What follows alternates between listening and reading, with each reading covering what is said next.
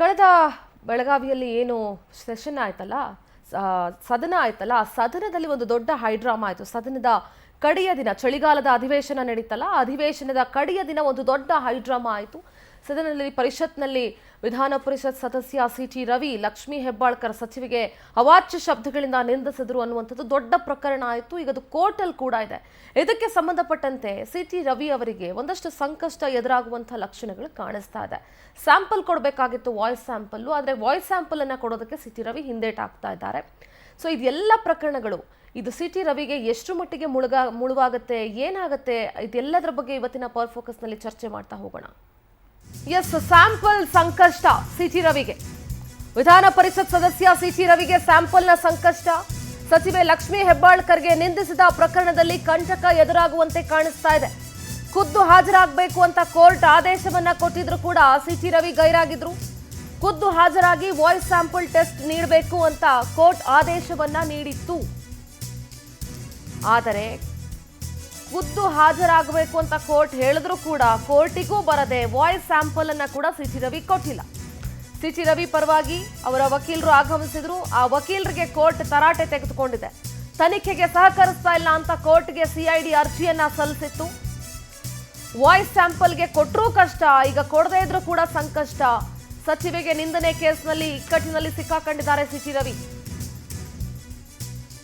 ನೋಡಿ, ಈಗ voice sample ಕೊಟ್ಟರೂ ಕೂಡ ಕಷ್ಟನೇ, ಕೊಡದೇ ಇದ್ರೂ ಕಷ್ಟನೇ. ಇಕ್ಕಟ್ಟಿನ ಪರಿಸ್ಥಿತಿಯಲ್ಲಿ ಸಿಟಿ ರವಿ ಸಿಕ್ಕಾಕೊಂಡಿದ್ದಾರೆ. ಕೋರ್ಟ್ಗೆ ಸಿಟಿ ರವಿ ಅವರ ಪರ ವಕೀಲರು ಆಗಮಿಸಿದ್ರು. ಆ ವಕೀಲರು ಕೋರ್ಟ್ಗೆ ಒಂದಷ್ಟು ವಿವರಣೆಯನ್ನ ಕೊಟ್ಟಿದ್ದಾರೆ. ಸಿಟಿ ರವಿ ಅವರಿಗೆ ಒಂದೇ ದಿನ ಎರಡೆರಡು ನೋಟಿಸ್ ಅನ್ನ ಕೊಟ್ಟಿದ್ದಾರೆ ಅಂತ ವಿವರಣೆ ನೀಡಿದ್ರು.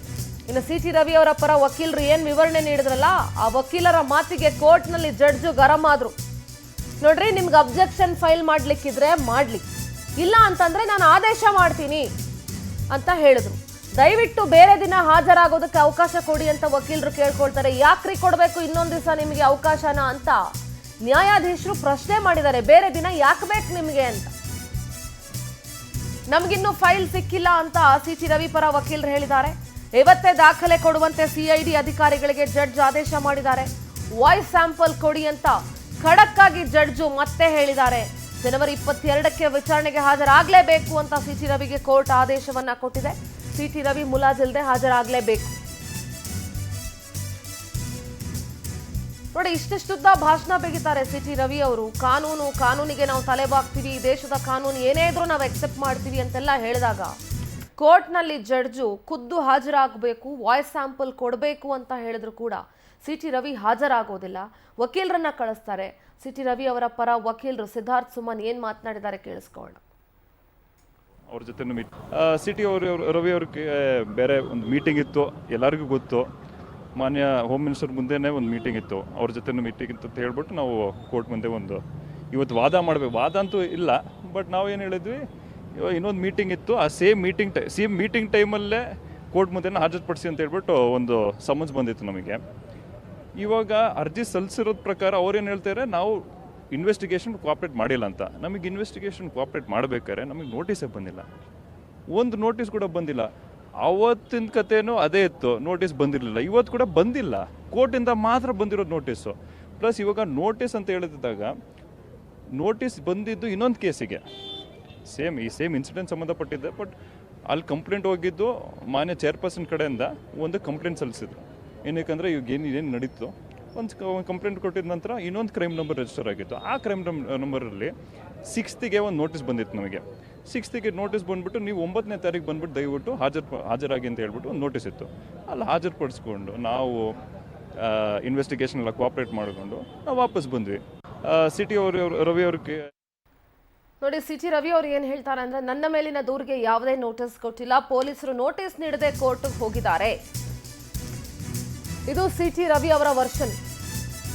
ನನ್ನ ಮೇಲಿರುವಂಥ ಕಂಪ್ಲೇಂಟ್ಗೆ ಯಾವುದೇ ನೋಟಿಸ್ ಕೊಟ್ಟಿಲ್ಲ, ಪೊಲೀಸರು ನೋಟಿಸ್ ನೀಡದೆ ಕೋರ್ಟ್ಗೆ ಹೋಗಿದ್ದಾರೆ. ಕೋರ್ಟ್ ನೋಟಿಸ್ ಕುರಿತಂತೆ ಸಿಟಿ ರವಿ ಪ್ರತಿಕ್ರಿಯೆ ಕೊಟ್ಟಿದ್ದಾರೆ. ಕೋರ್ಟ್ ಏನು ಹೇಳುತ್ತೆ ಅಂತ ನೋಡೋಣ. ಕೆಲವು ವಿಚಾರಗಳನ್ನ ಪ್ಲಾಂಟ್ ಮಾಡ್ತಾ ಇದ್ದಾರೆ ಅಂತ ಸಿಟಿ ರವಿ ಕಿಡಿಕಾರಿದ್ರು. ನಾನು ಕೊಟ್ಟ ದೂರಿನ ಅನ್ವಯ FIR ದಾಖಲಾಗಿಲ್ಲ, ನನ್ನ ಮೇಲೆ ಹಲ್ಲೆ ಮಾಡೋರ ಹೆಸರು ಸಮೇತ ದೂರು ಕೊಟ್ಟಿದ್ದೀನಿ, ನನ್ನ ಮೇಲೆ ಹಲ್ಲೆಗೆ ಯತ್ನ ವಿಚಾರವಾಗಿ ಉತ್ತರವನ್ನ ನೀಡಿದ್ದೀನಿ, ಪೊಲೀಸರು ಪಾರದರ್ಶಕವಾಗಿ ನಡೆದುಕೊಳ್ತಾ ಇಲ್ಲ ಅಂತ ಸಿ.ಟಿ. ರವಿ ಹೇಳಿದ್ದಾರೆ. This is very common. ಯಾವ ಸರ್ಕಾರ ಇರುತ್ತೋ ವಿಪಕ್ಷಗಳು ಆ ಸರ್ಕಾರದ ಕಡಿ ಕೆಲಸ ಮಾಡುವಂತ ಪೊಲೀಸರನ್ನ ಅವರು ಪಾರದರ್ಶಕವಾಗಿ ಇಲ್ಲ ಅಂತಾನೆ ಹೇಳೋದು. ಈಗ ಕೋರ್ಟ್ ಮಾತ್ರ ಒಟ್ನಲ್ಲಿ ಆರ್ಡರ್ ಮಾಡಿದೆ. ಜನವರಿ 22ನೇ ತಾರೀಕು ವೈಯಕ್ತಿಕವಾಗಿ ಖುದ್ದು ಹಾಜರಾಗಲೇಬೇಕು, ಹಾಜರಾಗಿ ವಾಯ್ಸ್ ಸ್ಯಾಂಪಲ್ ಕೊಡಲೇಬೇಕು ಅಂತ ಹೇಳಿ ಈಗ ಸಿ.ಟಿ. ರವಿ ಏನ್ ಮಾತಾಡಿದ್ದಾರೆ ಕೇಳಿಸ್ಕೊಳ್ಳೋಣ. ಆದ ನಂತರ ವಕೀಲರು ಅದನ್ನು ನೋಡ್ಕೊಳ್ತಾ ಇದ್ದಾರೆ. ಕೋರ್ಟಿಗೆ ಸಂಬಂಧಪಟ್ಟಂತೆ ನನಗೆ CIDಯಿಂದ ನನ್ನ ಮೇಲೆ ದೂರು ಸಲ್ಲಿಕೆಯಾಗಿರುವ ಪ್ರಕರಣಕ್ಕೆ ಸಂಬಂಧಪಟ್ಟಂತೆ ವಿಚಾರಣೆಗೆ ಬನ್ನಿ ಅಂತ ಇದುವರೆಗೂ ನೋಟಿಸ್ ನನಗೆ ಬಂದಿಲ್ಲ.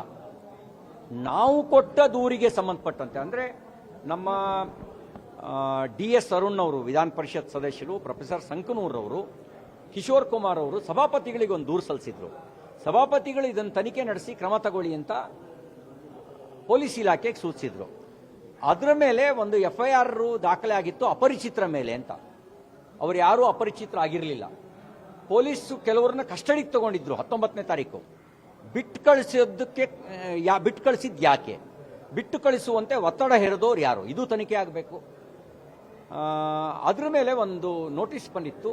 ನಾನು ವಿಚಾರಣೆಗೆ ಹಾಜರಾಗಿ ನಾನು ಸ್ಟೇಟ್ಮೆಂಟ್ನ ಕೊಟ್ಟಿದ್ದೀನಿ. ಅಲ್ಲಿ ಆ ವಿಚಾರಣೆ ಆದ ನಂತರ ಅಲ್ಲಿಯ ತನಿಖಾಧಿಕಾರಿ ಸರ್ ನಿಮ್ಮ ಮೇಲೂ ಒಂದು ದೂರು ಬಂದಿದೆ ಅಂತ ಹೇಳಿದರು. ನಾನು ಹೇಳಿದೆ ನನಗೆ ಫಸ್ಟ್ ನೋಟಿಸ್ ಕೊಡಿ, ಎರಡನೇದು ಜುಡಿಶಿಕ್ಷನ್ನು ಎಸ್ಟಾಬ್ಲಿಷ್ ಮಾಡಿ, ನಿಮಗೆ ಅಲ್ಲಿ ತನಿಖೆ ನಡೆಸುವ ಅಧಿಕಾರ ಇದೆಯೋ ಅನ್ನೋದನ್ನು ಎಸ್ಟಾಬ್ಲಿಷ್ ಮಾಡಿ, then I will come to attend your enquiry ಅಂತ ನಾನು ಹೇಳಿದ್ದೀನಿ ಅವರಿಗೆ. ಅವರು ನನಗೆ ಇದುವರೆಗೂ ನೋಟಿಸ್ನ ಕೊಟ್ಟಿಲ್ಲ. ಕೋರ್ಟಿಗೆ ಹೋಗಿದ್ದಾರೆ ಅಂತ ನನಗೆ ಮಾಹಿತಿ ಬಂದಿದೆ. ನಮ್ಮ ಲಾಯರು ಕೋರ್ಟ್ನಲ್ಲಿ ಆ ಕೋರ್ಟಿಗೆ ಸಂಬಂಧಪಟ್ಟಂತೆ ಅದನ್ನು ನಮ್ಮ ವಕೀಲರು ಅದನ್ನು ಗಮನಿಸ್ತಾ ಇದ್ದಾರೆ. ನ್ಯಾಯಾಲಯ ಏನು ತೀರ್ಪು ಕೊಡುತ್ತೆ ಆ ನ್ಯಾಯಾಲಯ ತೀರ್ಪನ್ನು ಒಬ್ಬ ನಾಗರಿಕನಾಗಿ ನಾನು ಪಾಲಿಸ್ತೀನಿ. ವಕೀಲರು ಇನ್ನು ಇದೇ ವಿಚಾರಕ್ಕೆ ಸಂಬಂಧಪಟ್ಟಂತೆ ಸಭಾಪತಿ ಬಸವರಾಜ ಹೊರಟ್ಟಿಯವರು ಕೂಡ ಪ್ರತಿಕ್ರಿಯೆ ಕೊಟ್ಟಿದ್ದಾರೆ. ನೋಡಿ, ಸದನದಲ್ಲಿ ನಡೆದಂತಹ ಕಲಹ ಸದನದಲ್ಲೇ ಮುಕ್ತಾಯ ಆಗಬೇಕು. ಹುಬ್ಬಳ್ಳಿಯಲ್ಲಿ ಸಭಾಪತಿ ಬಸವರಾಜ ಹೊರಟ್ಟಿ ಹೇಳಿಕೆ ಕೊಟ್ಟಿದ್ದಾರೆ. ಲಕ್ಷ್ಮೀ ಹೆಬ್ಬಾಳ್ಕರ್ಗೆ ಸಿ.ಟಿ. ರವಿ ನಿಂದಿಸಿದ ಕೇಸ್ ಬಗ್ಗೆ ಪ್ರತಿಕ್ರಿಯಿಸಿದ್ದಾರೆ ಸಭಾಪತಿಗಳು. ಸದನದಲ್ಲಿ ನಡೆದಂತಹ ಕಲಹ ಸದನದಲ್ಲೇ ಮುಕ್ತಾಯ ಆಗಬೇಕು. CID ತನಿಖೆಗೆ ವಹಿಸಿದ್ದು ಹೊರಗಡೆ ನಡೆದಿದ್ದಂತಹ ಘಟನೆ ಅಂತ ನಾನು ಅಂದ್ಕೊಂಡಿದ್ದೆ. ಆದ್ರೆ ರೆಫರೆನ್ಸ್ ವಿಧಾನ ಪರಿಷತ್ ಅಂತ ಹಾಕಿದ್ದಾರೆ. ವಿಧಾನ ಪರಿಷತ್ ಒಳಗಡೆ CID ತಂಡ ಹೇಗೆ ಬರುತ್ತೆ? ಸದನದಲ್ಲಿ ಆಗಿರೋದು ಸದನದಲ್ಲೇ ಮುಗಿಬೇಕು. ನಮ್ಮನ್ನ ಕೇಳದೆ CID ಟೀಮ್ ಏನೂ ಮಾಡೋದಕ್ಕಾಗಲ್ಲ. ಕೇಸ್ ಬಗ್ಗೆ ಗೃಹ ಸಚಿವರು ಇಲ್ಲಿವರೆಗೂ ಕೂಡ ನನ್ನ ಜೊತೆ ಮಾತಾಡಿಲ್ಲ. ಸದನದಲ್ಲಿ ಕೇಸ್ ಇತ್ಯರ್ಥ ಮಾಡಬೇಕು ಅಂತ ಇದೆ ಅಂತ ಹೊರಟ್ಟಿಯವರು ಹೇಳಿದ್ದಾರೆ.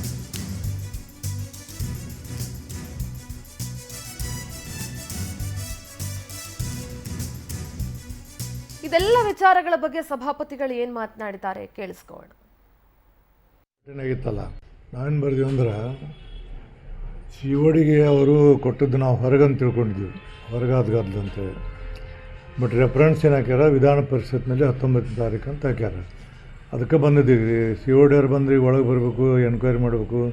ಅದು ಈಗ ನಾವು ಕೇಳಿದೆವು, ಯಾವ ಥರ ನೀವು ಮಾಡ್ತೀರಿ ಅಂದ್ರೆ ನಮಗೆ ಉತ್ತರ ಬರಲಿಲ್ಲ. ಅದಕ್ಕೆ ನಾವು ಒಳಗಂತೂ ಪರ್ಮಿಷನ್ ಕೊಡೋಕ್ಕೆ ಬರೋಂಗಿಲ್ಲ.